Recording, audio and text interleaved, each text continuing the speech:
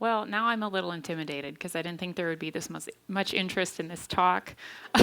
So full disclosure, as a good extension person, I was going to run through this talk 15 minutes before I gave it to make sure I knew what I was talking about, but we ended up using my computer in the other room that I was moderating. So you're going to get the raw version. All right, so today I'm going to talk about adding value to your rotation with alfalfa, and I went a little rogue on this. So the first part of the presentation, I'm going to discuss some studies that Dr. Undersander, how many of you have heard of Dr. Dan Undersander? A few people? Okay, he was kind of the U.S. Midwest forage guru for many, many years, and he retired a couple years ago from Wisconsin. So he was at UW-Madison, and most of the good forage research, honestly, a lot of it comes from him. So I'm going to talk about some research he did that is not directly related to soil health. It is more so directly related to alfalfa yield and profitability, and then I'm going to tie it in at the end to a study that I was a part of where we talked about arbuscular mycorrhizal fungi and how alfalfa interacts with it. So a little bit of both. So a little bit of background on alfalfa. How many of you are alfalfa growers or utilizers? Okay, not everybody, few of you. So it's been domesticated for about 6,000 years. Sounds like a long time, but we do actually have quite a few crops in our ecosystem that have been around longer. It's not necessarily native in a lot of cases, but it is a plant that's pretty accepted in the soil health world, I would say, as long as it's well managed. It provides a lot of animal habitat. We hear a lot about honeybees, right, in alfalfa, and they have a good symbiotic relationship. And with the issues we're having with honeybees, you hear in the news and a lot of insecticidal issues, alfalfa is always a good habitat for them. So I went to the 2022 Census of Ag. That's the newest information we can get. The 2023 stuff isn't quite out yet. And there was about 70,000 acres planted of alfalfa, hay, and haylage in 2022 in the U.S. So of those 70,000 acres, 1.6 million, almost 1.7 million, were harvested in the same year, and the production value of that harvest was $546,892. So pretty good production value. That does really change based on markets. Obviously, hay has been pretty high. Alfalfa prices have been pretty high, so that's probably a little inflated. I just put the corn and soybean values down here at the bottom to give you a comparison. Obviously, there's a whole lot more acres harvested, but when you compare the figures, alfalfa is actually quite competitive with our major row crops that we're seeing folks put in. So the point of that slide is it's important. And in South Dakota, we are almost always, one of the top 5 alfalfa producing states in the nation. And we usually qualify as one of the top 5 forage producing states in the nation. I don't know how many of you are aware of that, but we're a huge supplier of forages for the U.S. and our exports. And I think that's really overlooked. I am literally the only forage person in Extension. So anytime you get the opportunity to lobby for the forage industry is a good day. So the benefits of alfalfa, it breaks up pest cycles. It's a cool season legume, right? So anytime you can add a cool season crop into a warm season rotation, you're going to help break up pest cycles. So that's a big selling point, especially for folks that we're trying to get moving more towards soil health. If you're in the beginning stages of that and some people are a little afraid of small grains. Sometimes alfalfa is an easy sell, and it's a good way to move into more minimum or no-till systems. It's just starting that way. Of course, it's a nitrogen fixer. So some of the research that Dr. Undersander did shows that it can produce up to 190 pounds of N for the next crop. That's not units, that's pounds of nitrogen. And so if you have a good stand with over 55 stems per square foot, that's considered a good solid stand of alfalfa. You can produce up to 190 pounds of nitrogen for the next crop. Now, that's not every time, and I'll have a little bit more data on that, but I don't think folks realize how much N is actually there after a healthy alfalfa stand. There's some definitely researched advantages, not just anecdotally, of the following corn yield and the following wheat yield the following year after you remove an alfalfa stand. And wheat protein is also known to be much higher because of several, I would say, soil biological benefits, as well as that nitrogen is a key player, but there's a lot of biology going on in the soil there that we don't have a good grasp on. And then the arbuscular mycorrhizal fungal biological benefits. You're adding rotation to your diversity, so you're feeding the microbiome, and as a result, we're seeing a lot of advantages that we can't always explain. So there's still research going on, and the study I'll talk about at the end of this talk kind of gives a little bit more information about that. How many of you are familiar with AMF, or arbuscular mycorrhizal fungi? Okay, a few people. So it's a fancy part of the biology that happens in the soil, and I'll get into more details, but I will tell you I am not a soil microbiologist, so you're not going to get the nitty-gritty of it. We're just going to talk basics. So alfalfa stand and health, just some basic info. Dr. Understander did a study in Wisconsin. He did 30 years worth of study, and it was across 12 states. So he's based in Wisconsin, but he did it across the Midwest. And this is basically what he found. When you plant alfalfa the first year, if you set that at 100% yield, as long as it's a decent year, your second year, you're going to get 103% yield. Your third year, on average, he saw a 17% reduction in yield, and the fourth year was a 25% reduction in yield. So a 2-year-old alfalfa stand in this study produced 175 to 190 pounds of nitrogen for the next crop. That was the range that he found in this particular study. And the corn planted after a 2-year stand of alfalfa yielded 20% more than where he was comparing to corn on cornfields. So we know as a soil health crowd that, of course, if you're going to add a crop into a rotation that's a monoculture, there's going to be some benefits there. But when we're talking alfalfa, and I'm talking to dairy farmers, which are there any dairy folks in the room? Anyone that raises really high quality forages for sale? Okay, so the soil health crowd and the dairy crowd do not always combine, and I think that's something we need to work on. As someone that works in forages, I deal with both, and it's really interesting. You guys can come in. There's a few seats up here. Don't be scared. Now that I already embarrassed them, they may as well come in. So I will say that when I work with folks that either produce forages for horse or dairy, or they live on a horse or dairy farm, this is something we talk about because they want to produce alfalfa and they want to produce corn for feed. And we're not going to necessarily change their dairy barn setup. And I know that. I can tell them, oh, that's dumb, it doesn't make sense, and they'll never talk to me again. So this is kind of a selling point that if you're looking for feed and you really need feed, consider doing this instead of your monoculture, and we can rotate your fields more frequently. So this 2-year stand really has its advantages. And of course, you want to count your stems prior to termination. We always say you want about 55 stems or more per square foot. If you're under that, it doesn't necessarily mean you should terminate your stand, but it's something to consider. Over here, I just put the SDSU Soil Fertility Recommendation Guide table. I just copied it out of our recommendations. And essentially, this goes by plants per square foot. I talked about stems. There's a correlation. About 5 or more plants per square foot is considered a good, healthy alfalfa stand. And our nitrogen credit is 150 pounds. So it's not based on the exact same research study, but typically our recommendations are a little more conservative, just to be careful, but you can see we're still saying at the conservative end 150 pounds. And that is older research. It needs to be updated. It just costs money and we need more forage people. I'm just going to keep stabbing that.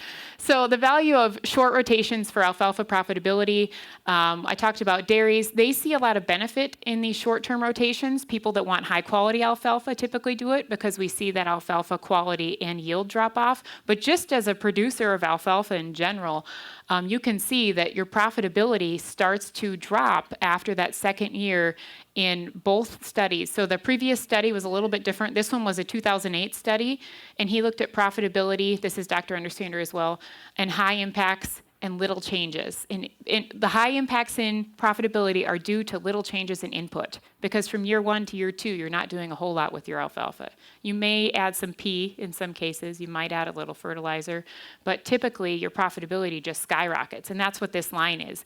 Yield is down here on the x-axis, and dollar return per acre is on the y. So you can see that as the yield goes up, the return just goes up. There's just not a whole lot of flux in those first 2 years. By the third year, typically, your yield's dropping and you might be adding more inputs, so you're going to see less profitability. So the point of the study was it might be something to consider. If you're just producing alfalfa for that forage, you're not looking at grazing a mix or putting in a stand for a long-term grazing purpose. If you're harvesting the alfalfa mechanically, or even bale grazing, you may want to consider shortening the time frame that you leave that alfalfa out there. Now, am I going to convince my husband of this? Probably not, but this is something to consider, right? I'm just being realistic with you.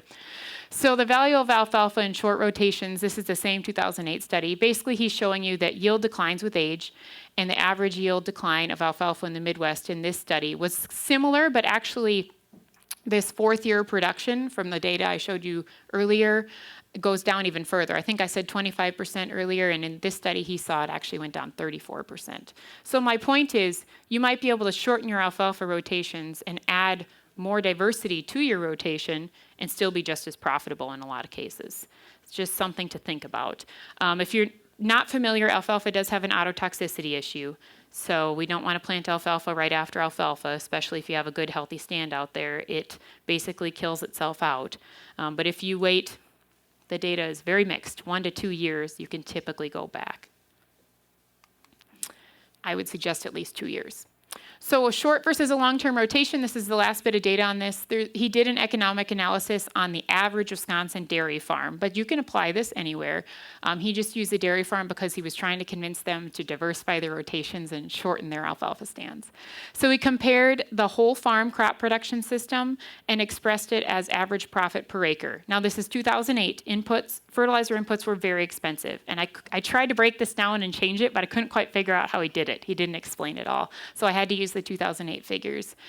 He expressed it as an average profit per acre, and then he analyzed it for a 350-acre farm that had 160 acres of alfalfa. So we're talking every acre of the farm, and included all the fixed and variable inputs. So this is a little hard to see on the screen, but y-axis is dollars per acre, and then x-axis is the age of the stand. So down here is a 5-year-old stand.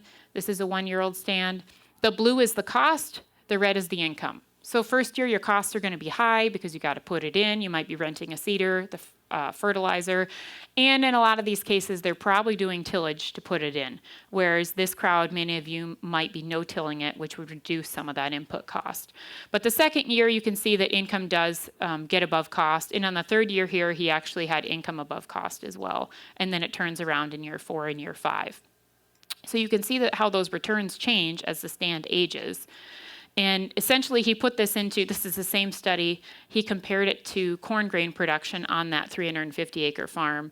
Corn at the time was $4.18. That's not terribly far off of what we're at, but nitrogen was 96 cents a pound, and right now it's 50 to 60 cents. So there's some differences there. So you wouldn't see quite this stretch, but you get the general idea that when we compared a monoculture corn-on-corn rotation, it was about $10 an acre loss due to nitrogen cost, strictly just nitrogen cost. Corn following alfalfa profitability was increased due to nitrogen costs and increased yield. So there's a lot of unexplained yield advantages we see outside of that nitrogen that happens when corn follows alfalfa. So this is, I think, the last of this. It's just one more way of looking at it. The whole farm profit per acre on the 350-acre farm, it was about $33 per acre for the entire farm when they had a 3-year alfalfa stand. And this little tiny bump is a 5-year alfalfa stand. So that's $1.78 of profitability for a 5-year alfalfa stand. At 3 years, it was $34.52. So some vast differences in profitability when we shortened the age of the stand. Any questions on that portion? I'm going to move into the soil part. Yes? Was Dan looking at maybe how many actually cuttings per season? Was he looking at 3 or 2 or 4? I think it was a 4 cutting system because I read that paper and it wasn't, I read his summary and it wasn't super clear, and I tried to dig into the paper and he mentioned 4 cuttings on a dairy, and at Wisconsin a lot of times it's 5. So I would guess it was a 4 or 5 cutting. Yeah. So it's not directly correlating to South Dakota, but generally speaking, you get the kind of the idea. We can diversify that alfalfa rotation and not necessarily lose much profitability. So what about the soil? And I should have made this bigger because it's hard to see here, but reductions in diversity, chemical fertilizers, pesticides, we're driving to larger farm sizes, and markets are driving what a lot of farmers and ranchers are doing, probably more so on the farming side. I'm not blaming anyone. We still use synthetic fertilizers and some pesticides on our operations, so I'm not pointing any fingers. These are just things that are giving us trouble, right, on the soil health end, things we want to try to reduce or work on. And something like larger farms is not something all of us can control. But due to the fact that we have larger farms, we have more CAFO operations, and sometimes on CAFO operations, we have less time to be doing some of the management things that we can do on smaller operations. It's just a different way of looking at things. So when we talk about soil health, we have to consider all of these factors and not, I would say, in my opinion, not blacklist them, but figure out how can we work with them? How can we do them better? So I pulled up this slide, and I will say the following slides I adopted from Dr. Bertie from NDSU. If you've heard of her, she's a great forage researcher up in North Dakota. And I worked on this study I'm going to talk about here with her. And she had this crop diversity slide, and I loved it. So this is 1978, and it's showing crop diversity by color in the U.S. by county. And it's red is the least amount, and then blue, the deep blue, is the highest amount of diversity, essentially. And the red is 0 to 2. The blue is greater than 12 crops of diversity in the county. So here's 1978. And you can see like the South is really not doing itself any favors already in the 70s. 1987, some change, gets a little less of the deep blue, but not terrible. 1997, we start losing some more. And then 2012 is a little drastic compared to the other changes. We lost most of our blue up in the Midwest. You can see that this orange kind of stayed that whole time. And there's more red down here on the bottom. California even lost some of that deep blue high diversity. So that's a 2012. I'm sure that will hopefully get updated here soon. I'd be really interested to see if we're turning that around with some of these programs and things like the Soil Health Coalition. But the point is that diversity is going downhill in this study, 2012. That's actual statistical data that was pulled from NASS. So there's a lot of ecosystem services provided by alfalfa. I think most of you said you had some familiarity with it, so I'm not going to go great deep into these. But when we think about a whole systems approach, you've got the provisioning here. So there's lots of opportunity. Of course, we're eventually creating milk, we're creating feeds for animals, and food for human. There's the regulation. So here's honeybees. How do we interact with CO2 and the weather? There's all of the supporting environmental factors. So we've got soil health, and how our animal system, our grazing system, haying system, how those animals are supporting back to our alfalfa. And then, of course, cultural benefits, right? What are all the things from any crop, not just alfalfa? There's a lot of cultural benefits within our culture and society and how we benefit and can learn from them. So that's just kind of to bring the whole picture here. So I worked on this study. We talked about diversity of fungal and bacterial biomass in alfalfa. So a quick background, because I'm not a microbiologist, and I'm guessing most of you aren't. If someone is, I'm going to be embarrassed, because you're going to know more about this than I am. But in our rhizosphere, there's trillions of microorganisms in any being's rhizosphere. But when we compare it with corn and soybean, we're talking about alfalfa. When compared with corn and soy, crop rotations with alfalfa have more fungal and bacterial biomass, that is proven through many studies, and have a diversity index and more richness in soil, richness being a biological term, okay? So that results in, or the reason that is because releases of carbon and N-rich exudates. That's one of the reasons we know that that occurs with alfalfa. And then we also are altering our microbiological community functions with alfalfa plants. Part of it is that it's a cool season legume. Part of it is that it's a perennial crop. It has a very strong root system. You know that alfalfa is fantastic at scavenging for water. Will make your soils pretty hard and dry pretty quick if you have a dry year and a tough stand. So there's a lot of good scavenging techniques that alfalfa has. And I thought this fact was interesting. There's 62% greater microbial biomass in rotations with 2-year alfalfa stands as compared to corn. So we know it's affecting the soil biology. And the reason they're talking about 2-year there is not necessarily profitability, but just the stand is healthiest in that second year, typically first or second year. So this study we did, this is its long drawn out name, but I would say it was about improving health, productivity, and sustainability in alfalfa. We were looking at how alfalfa interacts with the fungal biological community. And this is an actual picture from the roots in the study we did. I worked on this with Dr. Sara Bauder with NDSU. She was the PI. Heike Bucking, she was at SDSU. She was one of our microbiologists, and she actually moved to the University of Missouri in the middle of the study. So that that was fun, but we got it done. We shipped all of our samples to Missouri with a grad student, and then myself in South Dakota. So we had plots in North Dakota and South Dakota, and there was a ton of objectives. I'm going to touch on to establish alfalfa while growing corn at 30 and 60-inch row spacing. That plot was actually up at NDSU because this was in 2020, and the university wouldn't let me do it in Beersford because I had to do it with other people and the COVID thing. So even though we were outside, we just couldn't do it. So that I have a little data on that. This, to determine AM fungal colonization in alfalfa plants grown in intercropping systems with corn compared to alfalfa in a monoculture, we didn't get a lot of data off of that, but we did.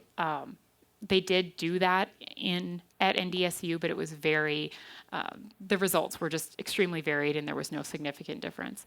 But I'm going to mostly talk about how we identified the diversity of existing AMF communities in alfalfa systems. So we went out and we sampled alfalfa in various locations across the state. And there's a couple people in the room, I was in your fields. And we did this in 2021, and I just got the data back last week. So it takes a really long time to do these biological studies, and for them to pull the roots apart in the lab and analyze them takes forever.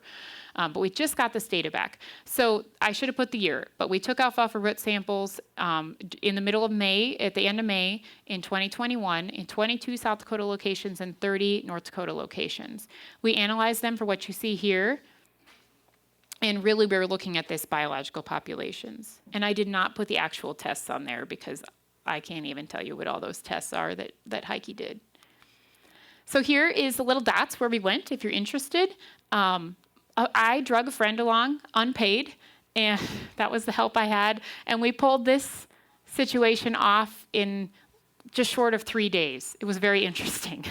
So it got dark, and we had to quit. That was how that worked. We ate with Eric and Spearfish one night and couldn't get a hotel room, so we drove from Spearfish to, I don't remember, somewhere way down here, and couldn't find a room until like 2 in the morning. That was fun.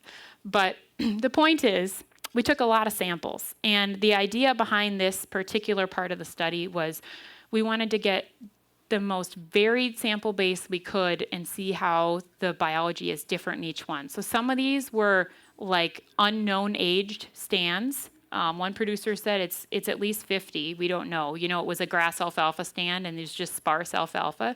So we have samples like that were grazed. I took a couple ditch samples, I think in Bennett County. I took several samples in, just straight alfalfa production fields, and then everything in between. So some were cut for hay, some were grazed, some were mixed, some were straight, so we could have a really good variable stand to look at. And they did the same thing up in North Dakota. So I literally found one picture from this entire trip. This is from, we must have been in a hurry. This is from the NDSU plots. I just thought it was a fun picture. That's their 60-inch alfalfa corn plot, which was kind of fun. So, diversity of existing AMF colonies. So the colonization in the end ranged from 12 to 88% in North Dakota and from 18 to 82% in South Dakota. So the range is like this. But I just explained to you that we took plants from all sorts of settings, so you can see how the environment affects, and the stand health and thickness can affect how much colonization there is. So on average, there was 40% colonization in North Dakota and 53% in South Dakota. And I'm hoping to get all this information in maybe a fact sheet, so eventually we can give this to you. There was no significant effect of any variables of AMF in South Dakota. And part of that could be because they wanted us to take such a wide range of samples. It's pretty hard to get a significant effect when you have this huge variable error term, basically. North Dakota did show some significance, though, which was interesting. They found that grazing and irrigation increased AMF colonization. And this means we were 95% certain that off the data they had in North Dakota. And then the plant density also influenced it, which we would expect. That density would influence it. And I'm not surprised by grazing and irrigation, but apparently our samples in South Dakota weren't as clear.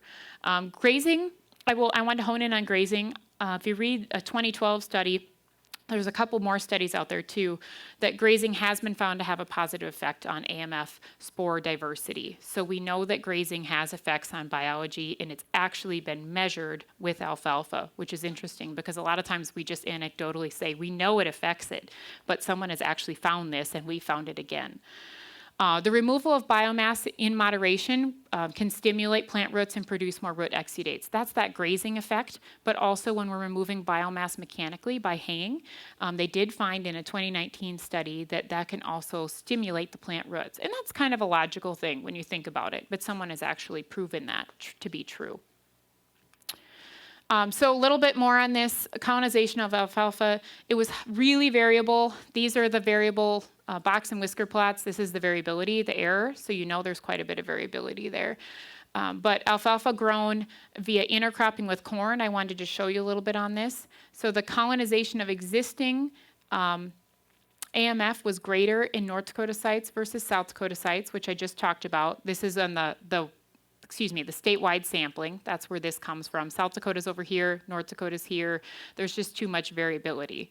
But to go back here, there was a lot of variability with this alfalfa corn intercropping plot that they had in North Dakota, but they did see some AMF root colonization improvement in that plot versus an alfalfa monoculture. So we know something was going on between the corn and the alfalfa, but not enough to say anything certain. So that one might get repeated. And then lastly, grazing had greater impact in colonization than in hayed fields. And that animal hoof action and the way that an animal rips the plant with their lips and teeth really do have, and of course there's a saliva factor too, really do have a different effect than a hayed field. However, I'll point out that we did find this study where they're saying just removing the biomass, it does make the plant produce something. So I'm not saying haying does nothing. We just know that grazing has a little bit greater impact than haying when we're talking about AMF colonization. So, does the fungal colonization benefit vary by alfalfa variety? This was another portion of the study. We had a small alfalfa variety plot at Beersford, and we had a small alfalfa variety plot up in North Dakota. And we didn't really get much out of them in 2021. It was way too dry in either plot. But in 2022, we put on a product called MycoApply. So this is a mycorrhizal additive. It was like a live biological additive, and we sprayed it on half of each plot. So we had a with and without for every variety, and there were 4 replications. So we were pretty certain about the results on this. There was no significant effect on the forage yield or nutritive value from those applications. So what we did was we took the first cutting and then we put the applications down at a time when the plant should be most absorptive and interested in finding something in hopes that something would happen. So that way it got on the plant leaves that were left and on the soil. But we didn't really see any effect. This is new technology, and I always say the bug in a jug thing. There's definitely some things that we're finding that are effective, but there's a lot of biologicals in a jug that are like, what does that do? Okay, who's selling it and what's it doing? So I'm not saying it's one of those, but in this situation, it didn't do much for us. There was a significant difference in diversity between the alfalfa varieties, though. So when we went and root sampled every variety that we had in the plot, there was definitely fungal differences. So we know that the biology is different with the different plant varieties, which was really interesting. I can't tell you a great explanation behind all of that, but there was Roundup Ready and non-Roundup Ready portions of this plot, and there wasn't a big difference between those 2 lines, but between every alfalfa line we found a difference. In North Dakota, though, they didn't find that difference between varieties, so it could be a soil and environmental effect as well, not simply just the line you plant. It could be the soils that you're planting it in, and sometimes with this biological work, unless we have a really good understanding of the soil we have planted the crop in, it's messing with our results, because perhaps in North Dakota, they already had a great biological community under that soil, and then they planted the alfalfa and it didn't feel the need to produce more varietal fungi because it already had what it needed. So this is my last slide of data. Cynorhizobia is another fungi that you can look at in several perennial plants. So in alfalfa, in this study, Marisol did this. She found the relationship between soil parameters and the nodules on the alfalfa plant in 2021. So the average nodule number found at an individual site in North Dakota is what's on the x-axis. So the number of nodules, we always want more nodules with nitrogen fixation.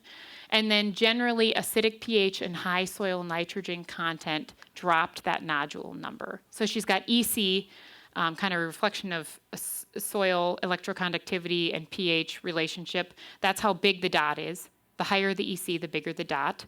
And then the soil nitrogen is here on the y-axis. I think it's a little hard to read, but the point being is that what you would expect, there's more nodules. Typically, there's higher nitrogen, but the pH was affecting that. So it's kind of an interesting sidebar I wanted to include because she was actually getting this information through the fungi that were in the nodules in the plant. So it's overly complicated if you ask me, but it's just really interesting what Heike was able to do in her lab with some alfalfa roots and soil that I shipped her. So this is an example of the nodules she's looking at. Okay, so quick summary, because I know we're probably about out of time. Alfalfa and row crop rotation shows overall profitability and higher yields compared to corn-on-corn monocultures. I think we would expect that, but it's been proven. Short alfalfa rotations, that 2 to 3 year, tend to improve quality and lifelong yield and profitability. Alfalfa has a vast AMF population. We do know that, and we know that the colonization was slightly influenced in this study by grazing and irrigation up in North Dakota. Now, I can't say that every time because we didn't see that in South Dakota. Also, the intercropping with corn, there was a slight influence, but it wasn't real clear. And then AMF biological additives, we didn't find anything super effective with what we did, but we found that grazing and irrigation and variety were more important as far as diversifying your fungal colonization in your soil. And then a little bit on previous work on AMF, because you can only do so much with one study. We thought that when we went and read about different families of fungi, the Glomeraceae fungi, we found that it was in really high abundance in the North Dakota and the South Dakota samples. That's a certain family of fungi. Well, that's also the fungi that this product was made up of.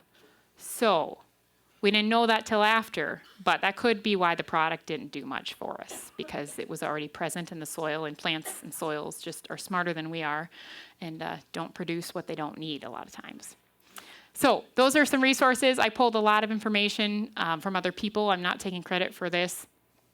And if you have any questions, please catch me. I think I'm out of time. Maybe I can take one question when we switch speakers.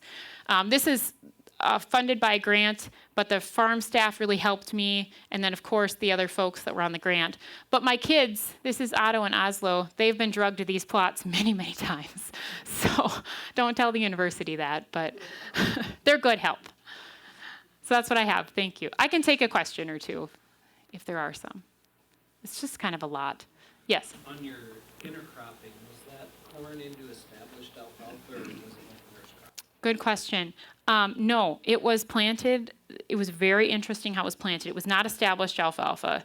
They were able to plant them at about the same time. Yeah. And I was trying to figure out, before I found out I couldn't do it, how I was going to do it with our plot equipment at Beersford. It was going to be very interesting. But I think what they ended up doing was planting the alfalfa and then coming behind it and planting the corn over the top. Sarah, can I ask a quick one? Yeah. Does anybody have, you or anybody have experience, if you want to, I've got an 8-year-old existing alfalfa, so Uh-huh. I want to turn it into grazing. Okay. I want to go back to the cropping and everything. Does anyone have experience interseeding successfully something into existing alfalfa? Someone asked me about Sandfoin. Sandfoin. Where are you located? Washington Springs. Okay, so Sandfoin has a lot of benefits. One of them is that cattle don't bloat on it. It's a different type of crop. However, it can be tough to establish and maintain. Its stand life isn't as long as alfalfa, but it is a safer grazing crop. Can you interseed it into existing alfalfa? Can they coexist? I'm not sure how interseeding would work with Sandfoin. Alfalfa, if your stand is thick, it's really tough. I don't know how your stand looks if it's 8 years old. So it's thinning out. It can be tough to interseed into depending on the crop. A lot of times when I'm dealing with people interseeding, it's because they have winter kill and they want to keep their alfalfa stand and fill it in. So we talk about things like annual small grains like rye, things that are really tough and that can take it. I don't know how well Sandfoin would do, but we can talk about that. I might be able, and I think there's some people in the room too that maybe would have comments as far as grazing alfalfa too. Yes? Does Sandpoint do better at higher elevations? It's so it's kind of came from Montana, so yes, it does. But there's a lot of other factors with it that aren't. I don't have a full grasp of it. I did plant some just to see what would happen at Beersford to see if we could do some plots, and it did come up and was beautiful. I don't have a picture with me here, but it looked really nice. However, so it has high nutritive value. And it's got the anti-bloat factor, which is nice if you want to graze it, but it doesn't last. Like its yield tuckers out fast, but it's got high quality. So it's kind of but yes, it tends to do better in higher elevations. Very true.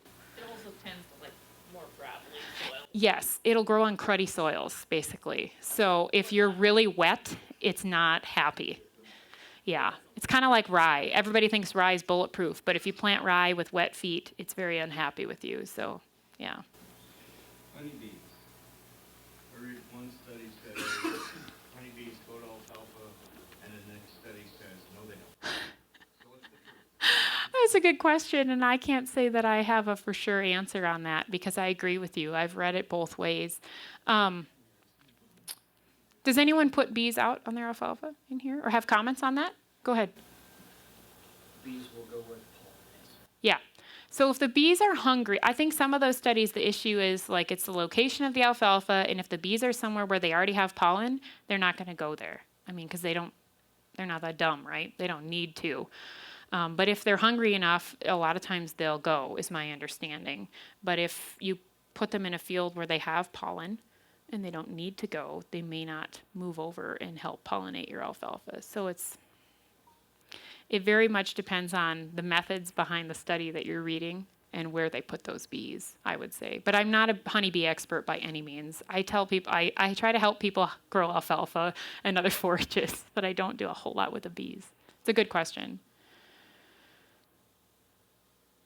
Okay.